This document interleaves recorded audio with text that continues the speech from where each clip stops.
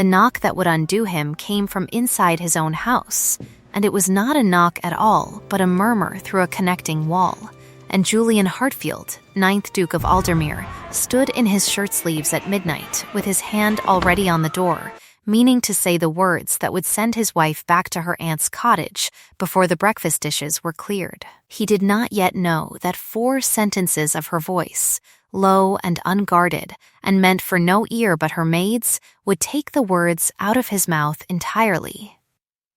He would remember, afterward, that he had crossed the carpet already rehearsing his opening line, and that he had never spoken it, not that night, not for many nights after. Lynette Ashworth, Lynette Hartfield now, by a license signed in haste and a ring that did not yet sit easy on her finger, sat before the low fire in her dressing room with her hair down and her account book open on her knee, out of habit rather than need, and she was saying, to the only person in the house who had known her longer than 11 days, "Peg, if he sends me back with the sun, I want you to promise me something."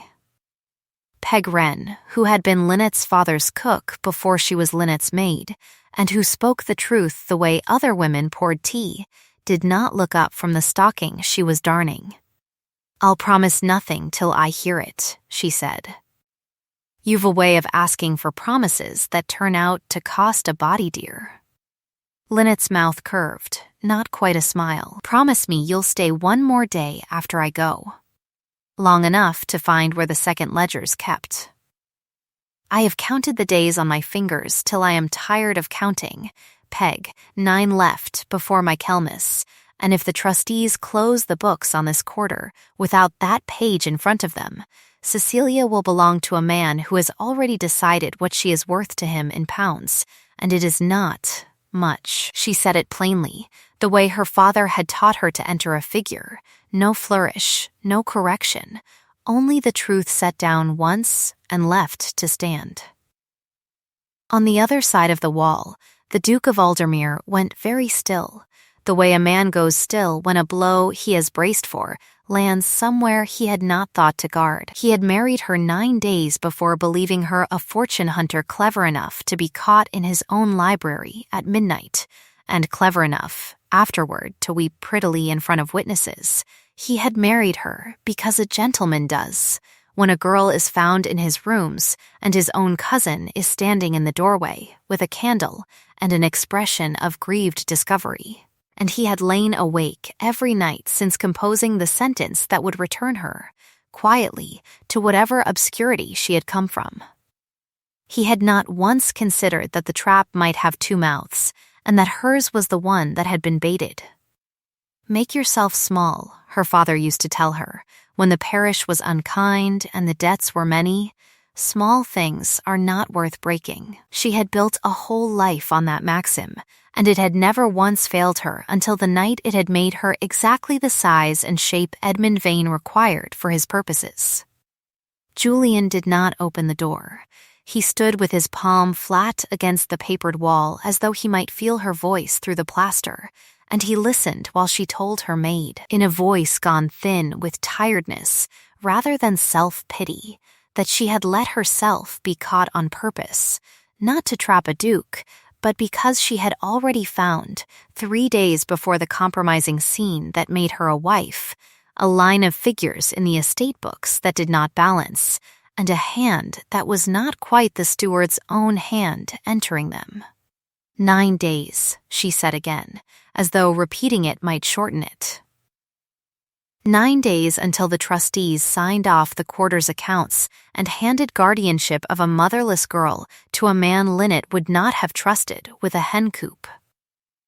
Julian went back to his own bed that night and did not sleep, and in the morning he did not say the sentence he had prepared. He said, instead, watching his wife pour his tea with a hand that did not shake, though her face had gone the particular white of a woman braced for dismissal, "You will stay a fortnight." It was not tenderness. It sounded, even to him, like a debt called in rather than a mercy granted. But it bought 9 days, and 9 days, as it happened, was exactly what was needed, though neither of them yet knew for what. She had expected the fortnight to be a formality, a decent interval before the carriage came, and so the negotiation that followed in the small breakfast room surprised her more than the reprieve itself. "You will stay a fortnight," Julian said again, as though the number pleased him better the second time, "and you will conduct yourself as my duchess in every particular that can be observed by servants and callers. What passes between us in private need not trouble either of us." Lynette set down the teapot with the particular care of a woman who has learned that anger shows itself first in the hands. "You are proposing a bargain, Your Grace, not a marriage." "I am proposing the only honest thing available to us," he said. "A marriage entered by ambush is not made truer by pretending otherwise, and when the fortnight ends, then we shall see what can be undone and what cannot." She almost told him then, the ledger, the hand that wasn't the steward's, the 9 days that were rapidly becoming 7, and stopped herself, because a woman who has spent her whole life keeping her books balanced does not hand over her only asset before she knows what it will buy her.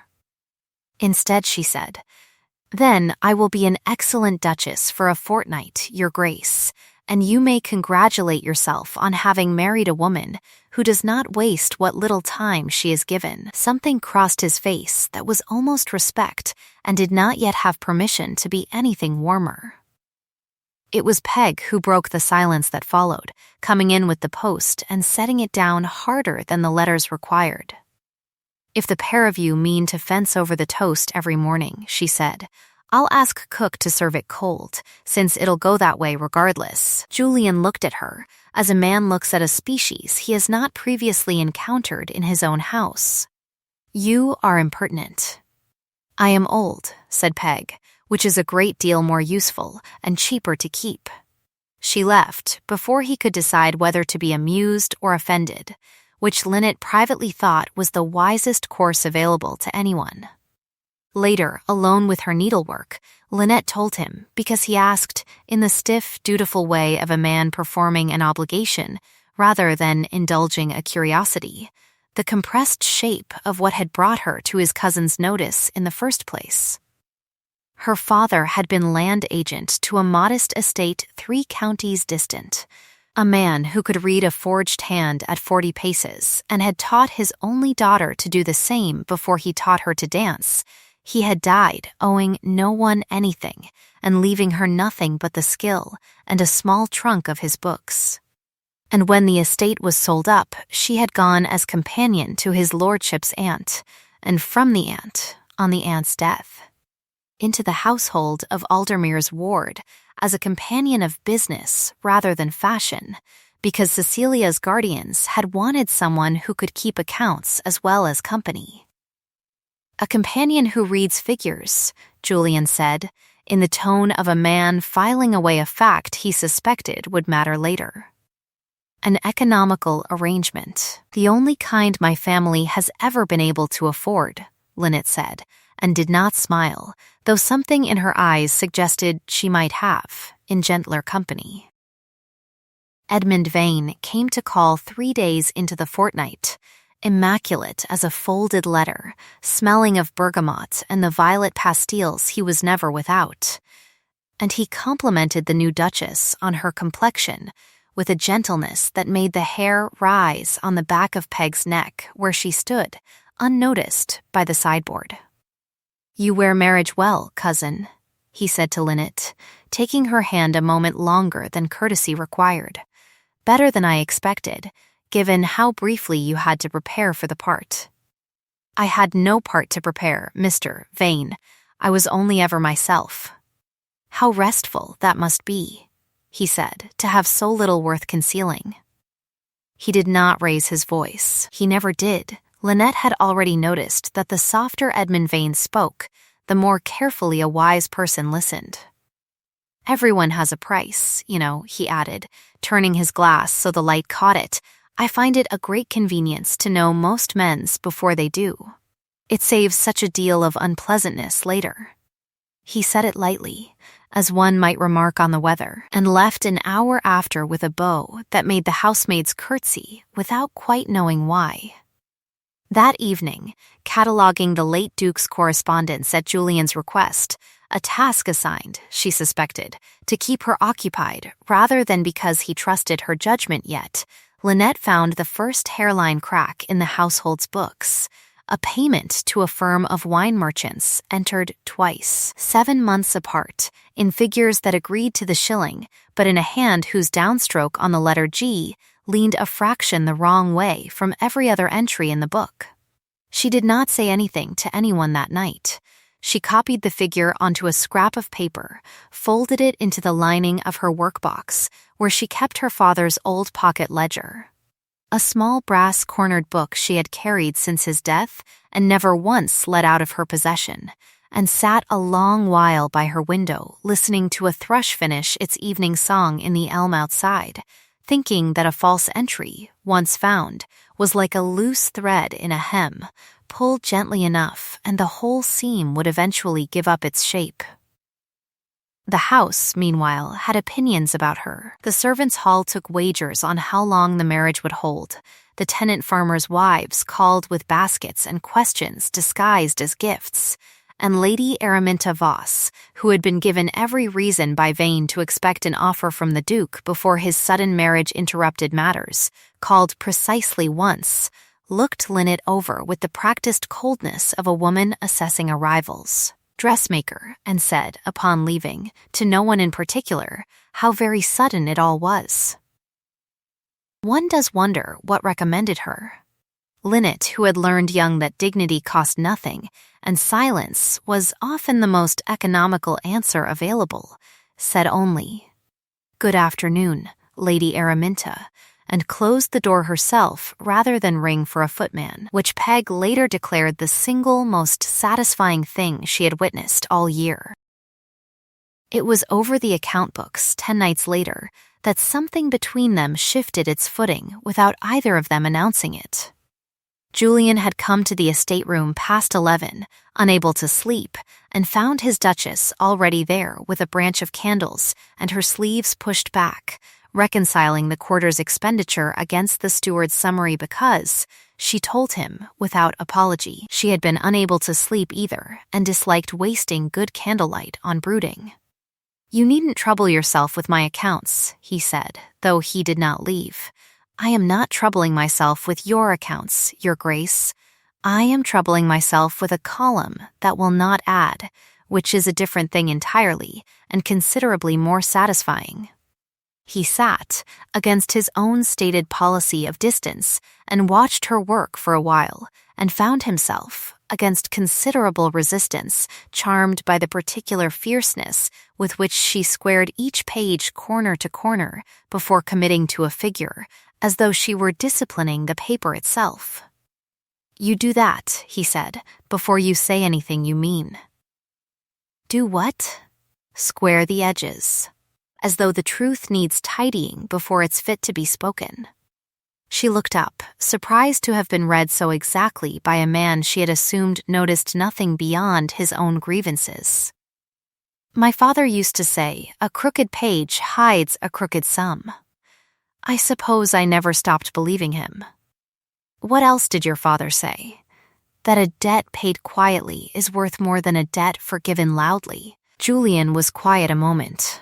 "My brother used to say something like that. Before he died, he said a man who spends other people to save himself has already lost the thing he meant to protect."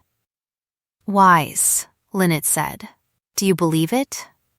"I have spent a good many people to protect a great many things," he said, "and called it duty every time. And I have only recently begun to suspect my brother was right and I was merely comfortable."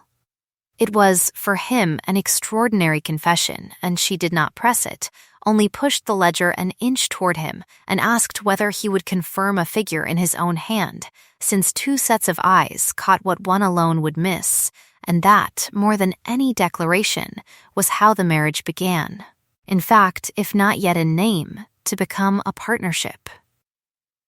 She told him that night, carefully, holding back the whole of it the way she held back the last inch of thread when hemming a garment she meant to let out later, that she had found an entry that troubled her, a hand in the books that was not quite the steward's, though she did not yet say whose it might be, or why she suspected it mattered to Cecilia's future rather than merely to a wine merchant's bill.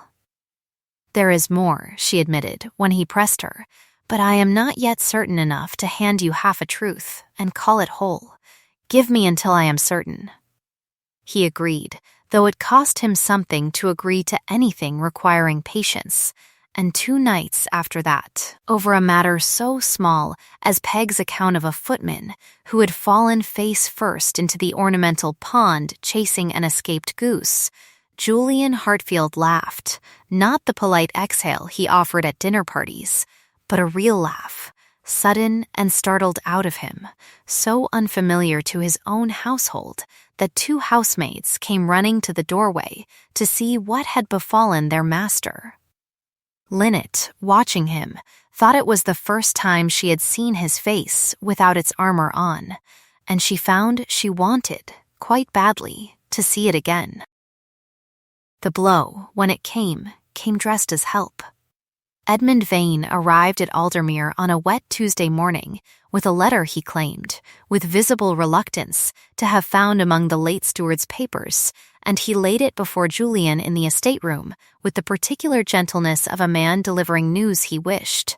He said he had never had to deliver. It was a note, in a hand disconcertingly close to Lynette's own careful script, instructing a footman to ensure a certain door stood unlocked past midnight on the evening of the compromising discovery. Instructions, Vane said quietly, that made rather a different story of that night's events than the one everyone had been kind enough to believe. "I do not say she is wicked," he said, folding his hands. "I say only that a woman clever enough to catch a duke by design is clever enough to make the design invisible afterward. I would not have shown you this for the world, cousin, but I could not in conscience let you go on believing yourself the victim of chance when you may have been the object of an arrangement." Julian read the letter twice, and something in his chest that had been slowly, cautiously unlatching over 3 weeks of shared candlelight and reconciled columns closed itself again with an audible finality he felt in his own jaw. He did not show the letter to Lynette that day. He watched her instead, across the dinner table, with the particular coldness of a man searching a familiar face for a stranger he has just been told lives there, and she, sensing the change the way a barometer senses weather before the storm arrives, asked him plainly what had altered. "Nothing has altered," he said. "I find I am tired, that is all." It was, she would later think, the first outright lie he had told her, and the clumsiest, because his hands, usually so still, so deliberately governed, would not stop turning his signet ring while he said it. She did not sleep that night either, turning over every kindness of the last fortnight, and wondering which of them had been, after all, only her own hopeful misreading of a man who had never stopped suspecting her. In the morning, Vane called again, ostensibly to discuss the tenant leases, and found a private moment to speak to Lynette alone in the rose garden, where he told her, with the courteous regret of a man delivering unwelcome medical news, that he had shown his cousin certain evidence that made her position at Aldermere considerably less secure than she had perhaps believed. "I take no pleasure in it," he said, "but I find it kinder to be plain. You might spare yourself and my cousin a great deal of unpleasantness by removing yourself quietly, before my Kelmis, with an allowance I am prepared to arrange personally and discreetly. Call it a settlement for services no longer required.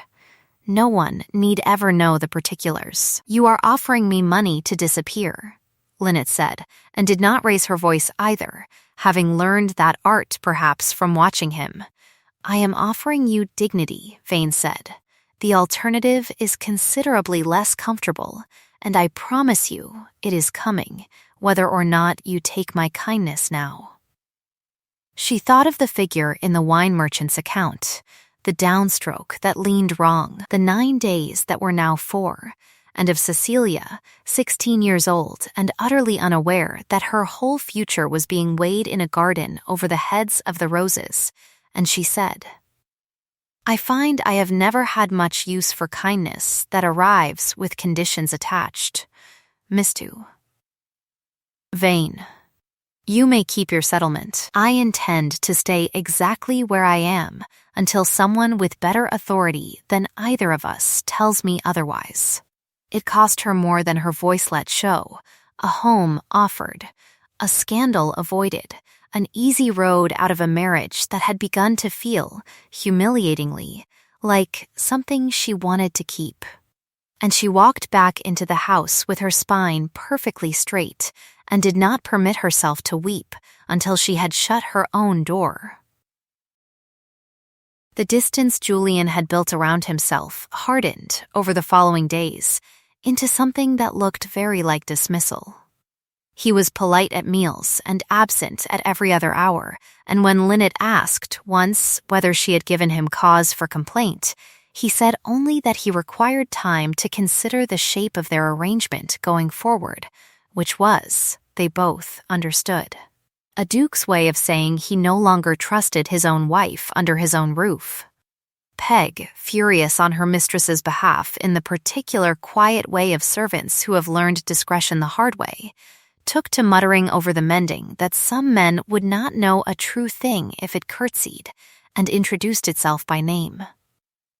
It was in this atmosphere, 4 days from Michaelmas, that Lynette was told by the housekeeper, not by Julian himself, which she noted and filed away like a wrongly entered figure, that she was to keep to her own rooms until his grace had settled certain matters concerning the estate, a confinement dressed as courtesy that fooled no one in the servants' hall.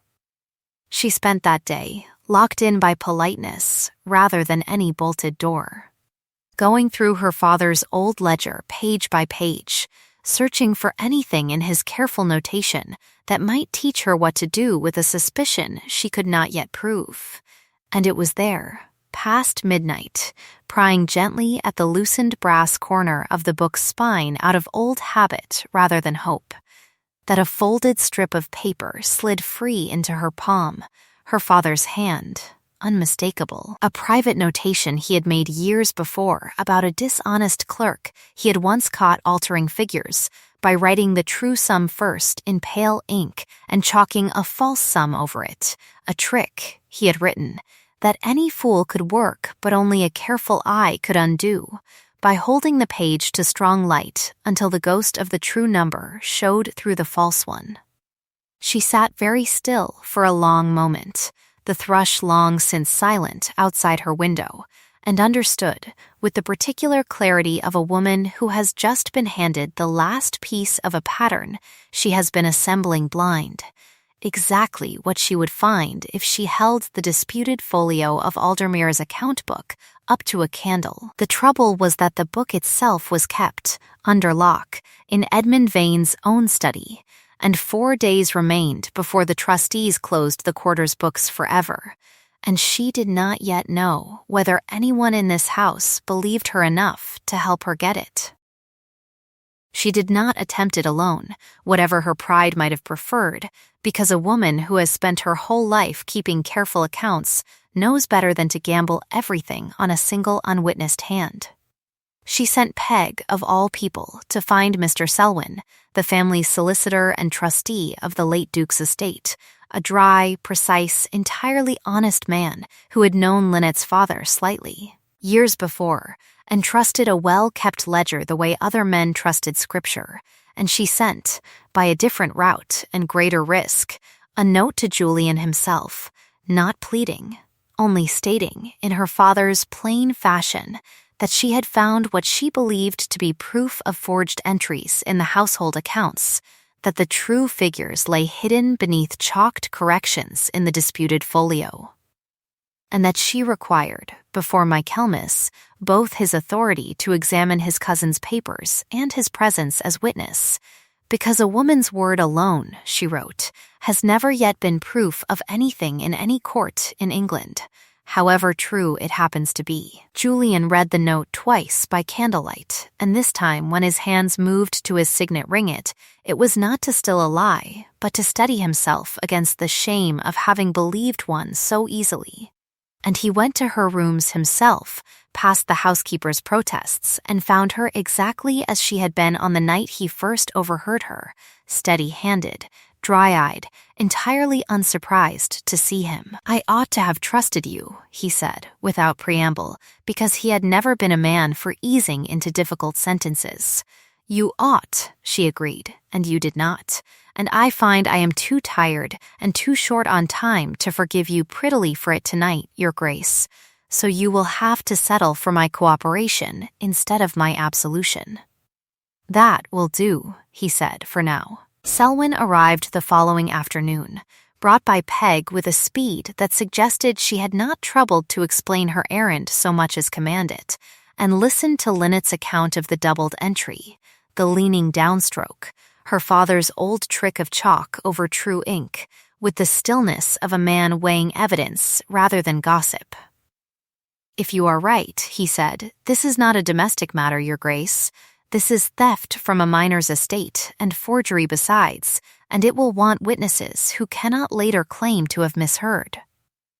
It was decided then, in low voices over the estate room table, that the disputed folio must be examined openly, before Vane could learn it was suspected and destroy or replace it, and it was Julian. To Lynette's quiet surprise, who proposed the manner of it, a meeting of the trustees 2 days hence, ostensibly to review the quarter's accounts as scheduled, at which Selwyn would ask, without warning, to see the folio in question, and Lynette would be present to read it. Word of the coming meeting reached Vane, as such things always do in a house full of servants who notice everything and repeat most of it, and for the first time since Lynette had known him his composure showed a hairline crack, a missed word at dinner, a hand that reached for his cufflink and found it already fastened, a glance toward the door that lasted a fraction too long. Cecilia, watching her guardian's cousin with the unclouded attention of the very young, remarked to Lynette afterward that Mr. Vane had looked, that evening, exactly like a boy waiting to be found out in a lie he no longer remembered the shape of, and Lynette thought, though she did not say so aloud, that the girl had seen more clearly in one glance than the whole household had managed in 3 years. The meeting was set for the library at 11 in the morning, 2 days before Michaelmas, and the room filled slowly the way a courtroom fills, Selwyn at the long table with his spectacles and his patient hands, Julian standing rather than sitting because he could not make himself sit still, Cecilia brought in at her own insistence and seated by the window with her ribbon twisting anxiously.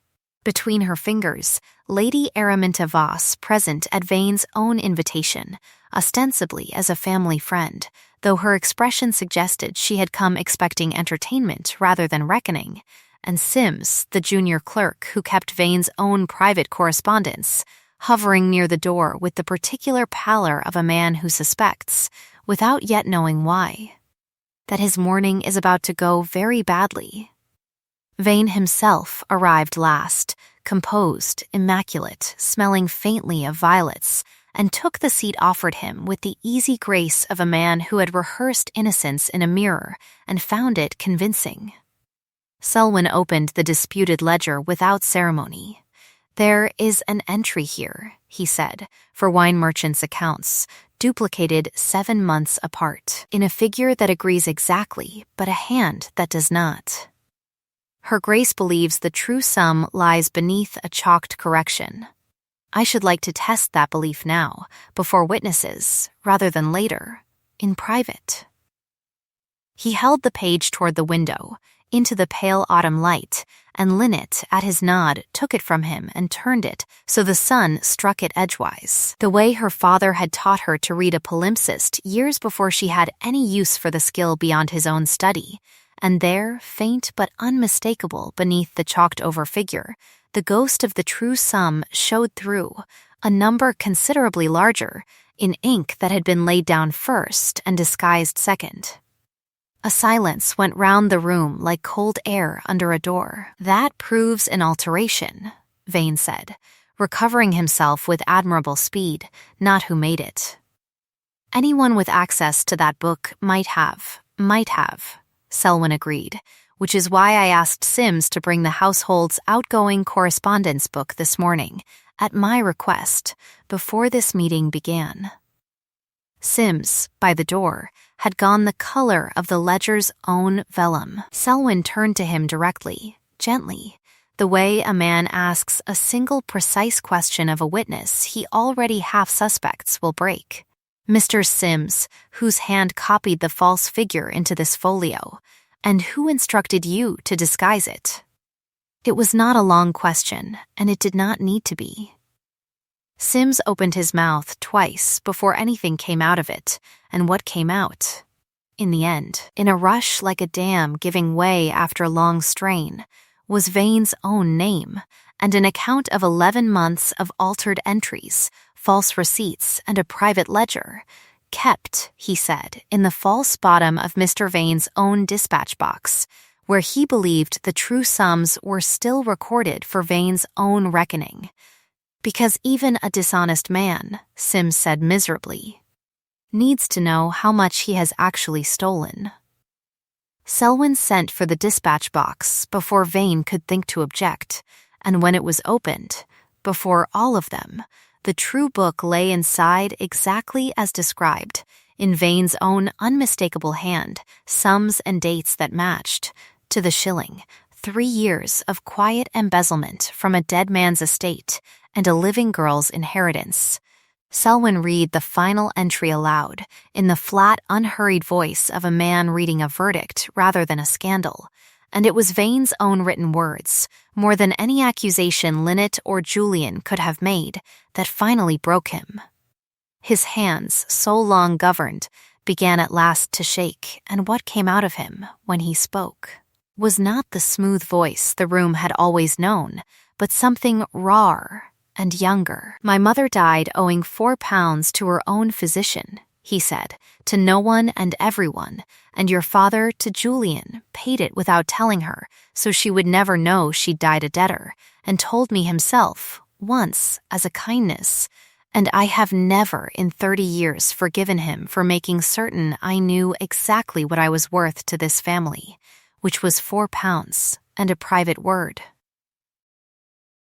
It was, Lynette thought, watching him, the first true thing he had ever said in that house, and it explained, without excusing, everything that had followed. Julian, who might once have called for a magistrate and been perfectly within his rights to do so, looked instead at Cecilia's white, frightened face by the window and understood that a public trial would cost the girl more than mercy would, and said, quietly, "You will have an allowance, cousin, paid quarterly, on the condition that you take ship for the Cape before the month is out and never set foot in this county again. I do this not for your comfort but for hers," a nod toward Cecilia, "because a trial would make her name a byword in every drawing-room in England, and I find I would rather she never learn the whole of what you were prepared to spend her for." Vane, who had perhaps expected ruin and had certainly not expected grace, said nothing at all, only nodded once, and left the library a smaller man than he had entered it, though a living one, which was more than his own arithmetic had ever offered anyone else. It was 3 evenings later, the trustees' books closed, and Cecilia's guardianship settled beyond any further challenge, that Julian found Lynette in the estate room where their partnership had first begun, squaring the corners of a ledger page out of old habit, though there was, for once, nothing left in it to reconcile. "I believe," he said, "that I owe you a sentence I did not say properly the first time." "You said several sentences the first time, Your Grace. Most of them concerned paper and formality. This is a paper, not a marriage. Sign it and be done." "That is what I said the morning after our wedding, and I have thought of little else these 3 weeks past but how wrong I was to say it. He came and stood before her, and for once his hands were still, resting open at his sides rather than gripping the signet ring that had steadied him through every lie and every doubt of the past month. I do not ask you to stay because Cecilia is safe, or because the estate is saved, or because it would be convenient.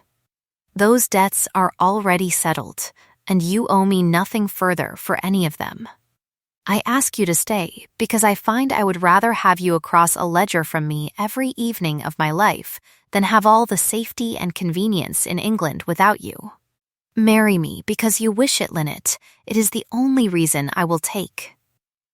She looked at him a long moment, the fire low behind him, and thought of her father's old maxim, make yourself small. Small things are not worth breaking, and understood, with something like wonder, that she did not need it anymore. I was never small, she said. I was only ever still, waiting to see whether it was safe to be otherwise. It is safe, Julian said. I give you my word as a debt, and I have never yet defaulted on one. Then I accept, she said, not the paper. I never signed the man. I will sign the man now, if he is offering himself properly this time. They were married again, in every sense that mattered, on a quiet gray morning 3 weeks later in the small chapel at Aldermere, with no more than a dozen souls present, Cecilia in blue, weeping happily and without restraint, Selwyn solemn and satisfied as a man who has balanced a very long account, Peg Wren sobbing into a handkerchief she had sworn beforehand she would not need, and did, loudly, through the whole of the register signing. The season turned properly to autumn that week. The first real storm of the year, breaking the night before the small ceremony and clearing to bright cold light by morning, as though the weather itself had waited for the truth to finish its business before it allowed the year to move on. Lady Araminta Voss, who had recanted her unkind words about the new Duchess the moment the truth of Vane's scheming became known, was among the first to call afterward, with an apology so plainly and gracefully offered that Lynette found she could not sustain her dislike of the woman, and within the year Araminta was engaged to a widowed baronet 2 counties distant. A match everyone agreed suited her considerably better than the one she had once hoped for at Aldermere. Sims, who had wept with genuine shame at his own part in the fraud, was dismissed without prosecution on Selwyn's recommendation and given a character reference honest enough to secure him a clerkship in a distant town, where he was said to keep the most scrupulously honest books in the county, as a man will who has once learned the cost of dishonest ones. Peg Wren declined, with considerable indignation, every suggestion that she retire, and instead married Aldermere's head groom, a widower 20 years her senior, who had been quietly courting her with gifts of good tobacco for a year without either of them mentioning it aloud, and wept at her own small wedding rather more than she had at Lynette's. Edmund Vane wrote twice yearly from the Cape brief dutiful letters that grew, over the years, less bitter and more merely tired, and was never spoken of at Aldermere except kindly, and rarely. Almost a year to the day after that first midnight, Julian Hartfield stood again outside a dressing-room door, having come up the stairs meaning only to fetch his wife down to supper, and found himself stopped once more by the low murmur of her voice through the wood, telling Peg's replacement, a girl named Susan who blushed at everything, that she had once been very sure her whole life would be spent making herself as small and unremarkable as possible, and that she had been wrong about that, as it turned out, in the best way a person can be wrong. Julian did not knock at once. He stood a moment in the golden last light of the corridor, listening to a thrush finishing its evening song somewhere beyond the window, and thought that overhearing his wife, it seemed, would always be the surest way of learning the truest thing about her, and that he did not intend, ever again, to mistake stillness for smallness in anyone. If this story warmed you, if you found yourself hoping, the way I did the first time I told it, that the quiet ones are always keeping something worth waiting for, then come sit by the fire a while longer with me. The kettle's on, the candle's lit, and there's a chair kept warm for anyone who likes a slow-burning tale better than a loud one. Tell me in the comments which moment stayed with you longest, the midnight overhearing, the ledger held to the light, or the sentence handed back at last, transformed. And if you'd like to be here the next time I tell one of these, stay a while, subscribe, and keep your place by the hearth. Sleep well tonight, and be gentle with the quiet ones. They are very often keeping the whole house standing.